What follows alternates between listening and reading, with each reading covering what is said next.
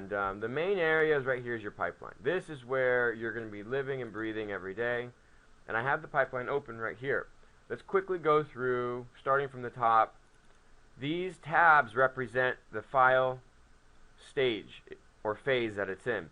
Every file starts out typically as a lead. It's a new case. It gets approved in review, pending quality control. When they submit the docs, we want to make sure all the financials line up with what was entered in the system. Processing gets a hold of it. In bank, negotiators are working on it while it's in bank, and it gets closed out. Additionally, you can create other tabs in here as well for different departments. I created foreclosure defense, litigation, bankruptcy. You can have one for short sale as well. All the different things that you guys are offering, you can put those there. There's other areas as well that you can track and mark a file for the different services that you may offer, but that's just one idea or concept that you can put in your pipeline. Again, to repeat, this is all customizable through the company settings. Right here, I just quickly went to there. You see primary file status. I would click on here to edit, and I could change that to whatever I want and change the display order. And then also, granularly speaking, I can change the settings on each user role, whether or not they can edit the file in that particular stage. So if a file's in negotiation or in bank, I don't want the branch to touch it. I don't want the sales agent to touch it. I definitely don't want the clients to touch it, but only my back office should be allowed to touch it. So that's the kind of settings that you have access to on the back end of the system. All right, going back to the pipeline, here it just shows you when the file was entered, what was the last action, the date right here. Months past due, that's obvious. Sale date, if it exists, it would show up right here. This is just the status, it's in bank. If you want to change the status, you click on those arrows, and you can change the status to whatever you want. Substatuses are very helpful in flagging or tagging a file for different purposes. So you can have unlimited tags or substatuses on every file. And I'll just quickly go through these, see if anything strikes a chord with you. Listed for a lot of listing stuff for short sale is very important. Deed in lieu, appraisal ordered, BK filed, pending refund, case closed. You can add or remove as many of these as you want, and the purpose of all that is to create reports. So if I click on advanced search, I can drop down and select, all right, I want all clients that have the following substatuses selected. So it's very helpful. Moving forward, we're going along here. We have the property, the borrower's name and the property address, phone number, who the servicer is, agent and branch. This is very important to understand. This is the multi-level affiliate structure that we were discussing earlier. Every file belongs to an agent and to a branch, no matter how big or small your organization is. So for the smaller companies that don't have a bunch of outside affiliates or branches, you still have to have your main corporate branch and at least one agent that you tie your files to. For the bigger guys that are out there, the way I can verbally explain this is you have the back office account. Underneath the back office, they can have multiple branches. So here's a list of all my branches, okay? Rosen and Miller is a law office that is an affiliate of ours. Foreclosure defense firm is another one. DIY division of our company is another one. You can have unlimited branches, and underneath each branch, you're going to have agents or sales reps or intake reps. You can have unlimited agents as well. And that's how you kind of segregate and scale out your system as well to make it more multi-level affiliate structured. The next icon we're going to look at is how to open the file. It opens up the file, and then now you have the very detailed tabs on the client's information. We'll go into that a little bit more detail in another video. This is I just view the file in read-only mode.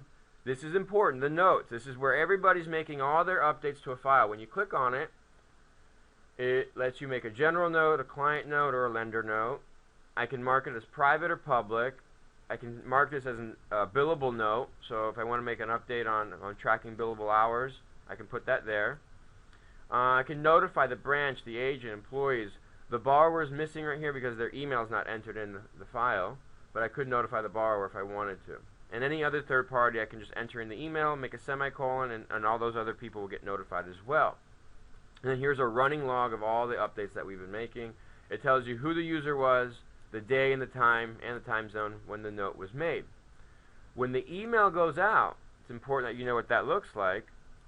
And you can see this is a sample of what the email, do not reply to this email, and it just shows everybody assigned to the file. The client, the file number, agent, branch, who the case manager is, the processor, their phone number, their email, and all the notes.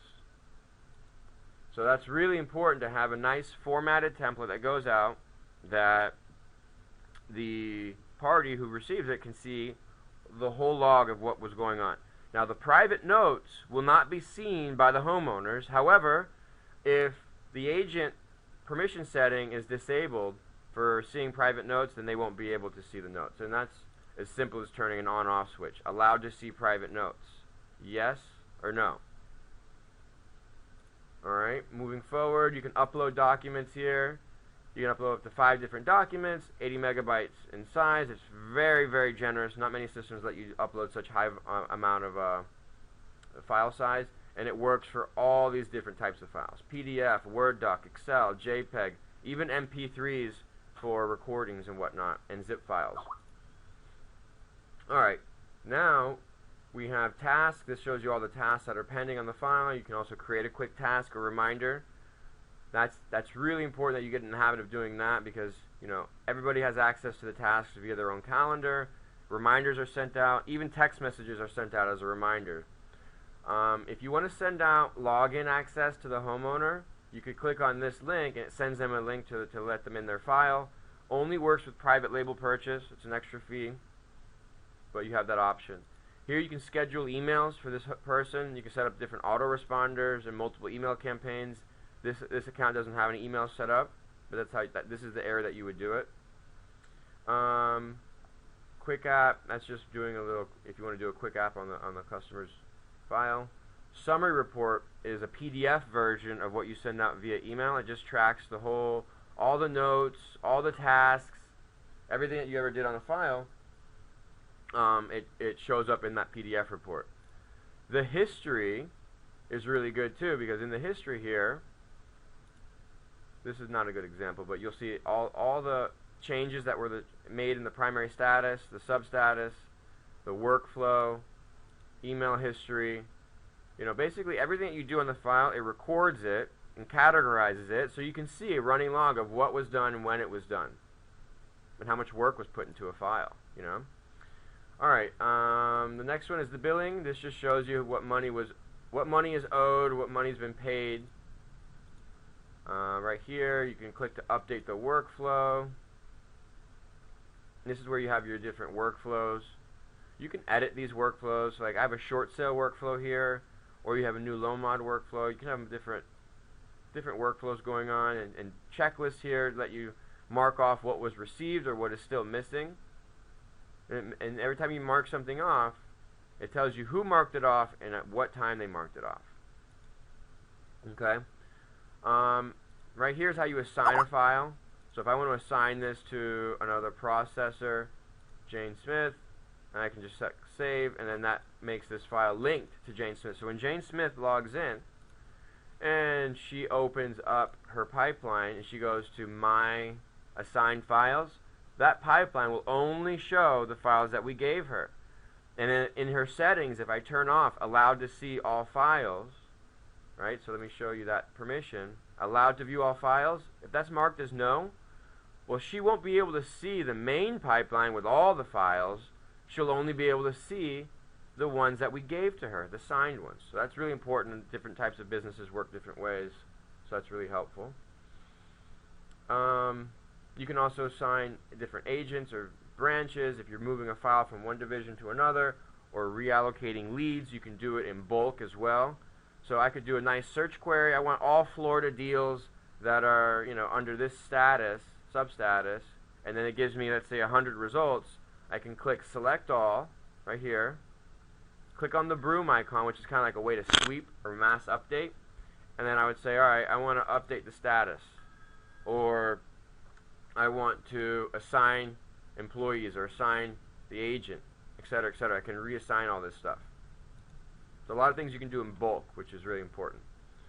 The next one is basically if you want to submit this file to REST to see if it's qualified for a HAMP or half a deal. We'll go into that. It's a whole nother video presentation for that. But in short, we just covered the whole pipeline. Lastly, in closing, the advanced search area. This is where you can really segment and create a detailed report and export it into Excel. Just to show you, I can break down all files that belong to a particular branch, to a particular agent, assigned to a particular employee, that is tied to a particular lender, that owes money this week, or is past due. Who's past due on their billing? What about files that have never been touched in 30 days? What about, I want to sort by all the files that we've updated last by general notes, or client notes, or lender notes. Priority. I can activate or deactivate files. I can search those lists right there. I can change my view to show 100 records per page. I can just sort only files in a certain status. The created date, I can create a nice time range of files that were created within, last month. Lead source. Or if I just want to type in a keyword search and search by a person's address or name or phone number, I can do that. Property state, which files I have in particular states. Different services that I offer. Again, this system is used by so many different types of companies. Credit repair, credit card modification, developer mitigation, foreclosure defense, half a short sale, basic loss mitigation services, mediation, counseling agencies. I mean, the list goes on of all the things that you can do in here. And these are different ways that, alright, I want to see all my files that are loan mod related, or short sale related, or credit repair related. That's how I would generate that report. And of course, these are my sub statuses. So I can actually search any cross variation of the things I just showed you and create an Excel report based off that. So again, very, very robust file management and pipeline management through our